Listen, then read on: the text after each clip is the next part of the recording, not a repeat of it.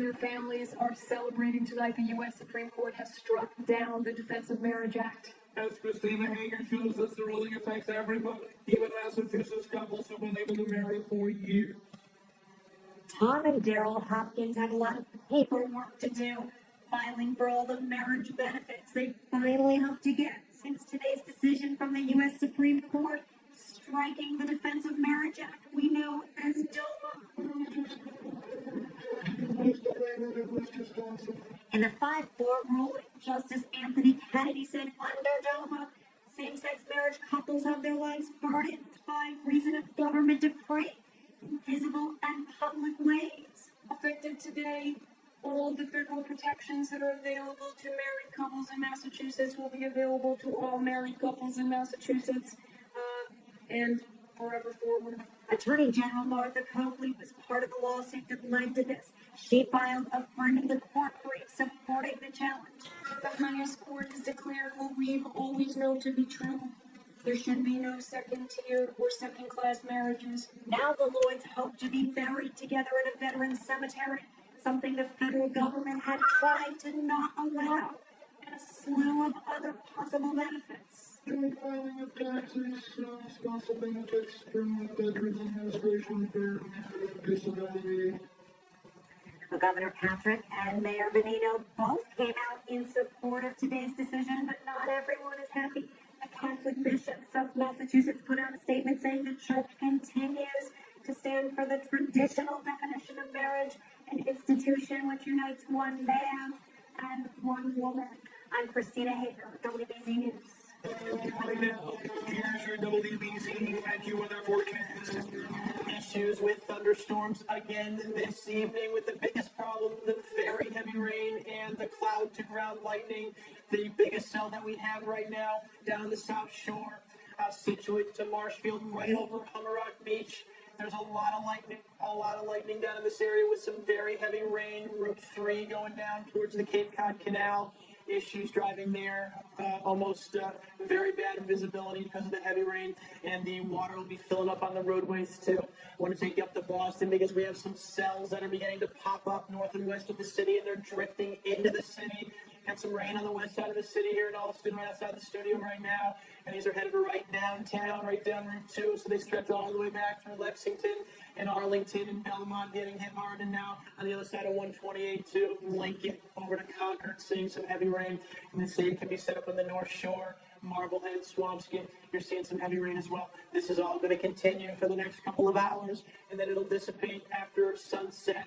Temperatures, which climbed into the 80s today, and it felt very sticky, very uncomfortable, are going to go nosediving later on tonight. Look at this. 58 degrees up in Portland, Maine.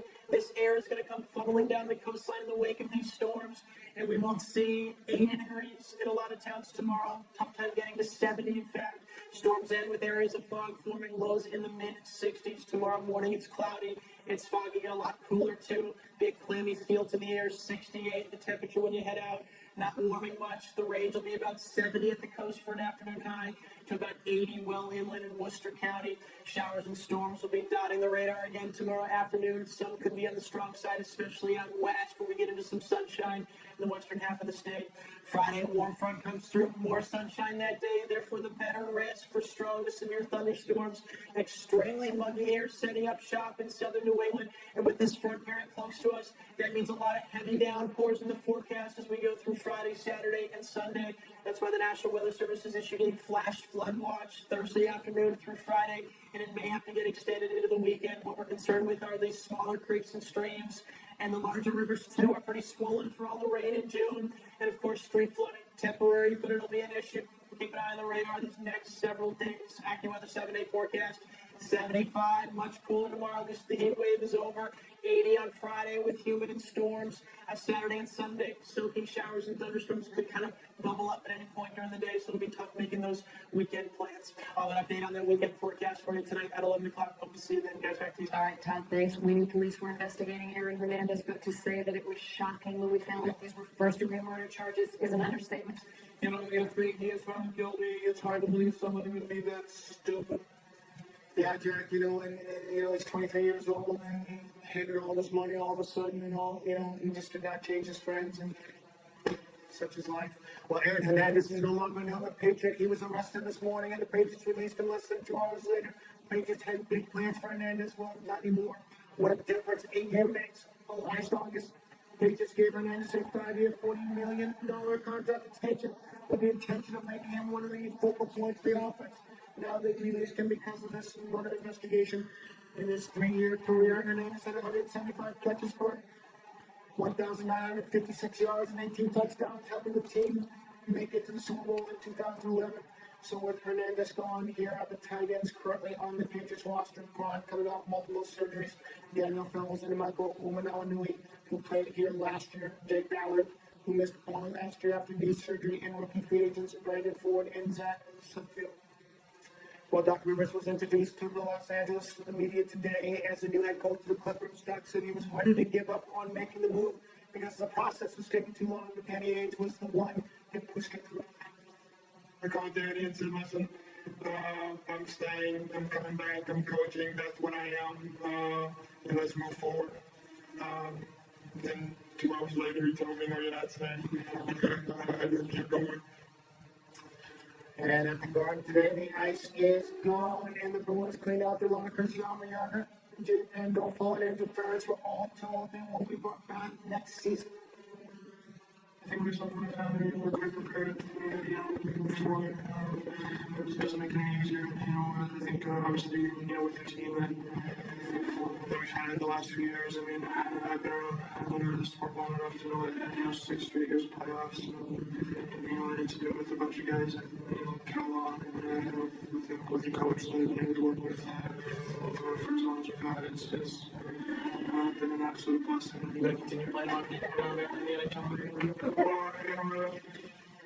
A lot of times that's for sure. I love this game so much, so I don't want to go back to check yet. Wow, and we also learned just how banged up the Bees were as Daniel Charlie had a hip flexor injury, did a sideburn, a bad hammy. Patrice Bergeron is separated shoulder in Game 6, and he was dealing with cracked rib and torn cartilage in Game 5. There is a freezing type of procedure in the nerve block that Patrice opted to do so he could play the game, and at some point before or after the game, because it could have been a cracked rib, there was a puncture in his lung. That's why he was under observation following the game. Amazing. Absolutely amazing. That's how top hockey players are. And that's actually leading the Rockies 5-2 in the 8th. All right. Well, let's take a look now at what's coming up tonight on the CBS Evening News. Now, once again, Scott Valet joins us live from New York City. Scott. Jack, Lisa, great to be with you in Boston. As always, we're going to lead the broadcast tonight with this historic day at the U.S. Supreme Court, a day in which 2 decisions advanced gay rights in America. The nation is sharply divided on this issue, and we will hear from voices on all sides on the CBS Evening News coming up in about 10 minutes. All right, Scott, thank you. And still to come here, a show of thanks from the Senator-elect. Light this morning as the Senator from Massachusetts. CBS Tonight.